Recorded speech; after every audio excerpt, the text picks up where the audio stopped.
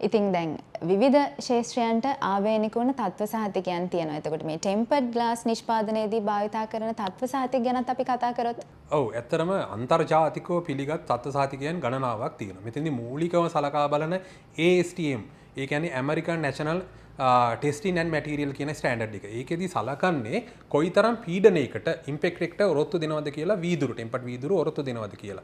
ඒ වගේම අපිට කතා කරන්න ඕන ANSI American national standard institute මේ ආයතන මගින් මේ නිර්දේශ කරලා තියෙන තත්ත්ව සහතිකයන්. මේකෙදි කරන්නේ මේ ඉම්පෙක්ට් එකට කොච්චර ඉම්පෙක්ට් එකට ඔරොත්තු දෙනවා වගේම ප්‍රෙග්මන්ටේෂන් ටෙස්ට් එකකදී මේක කොච්චර ආරක්ෂාකාරීද කියලා සලකා බැලීම. මේ සාමාන්‍ය උතන ප්‍රෙග්මන්ටේෂන් ටෙස්ට් එකක් කියන්නේ කොයිතරම් ආරක්ෂිත පාටිකල් ජෙනරේට් වීමක් අපි කවුන්ට් කරනවා අර අදාළ තත්ත්ව සහතිකයත් එක්ක.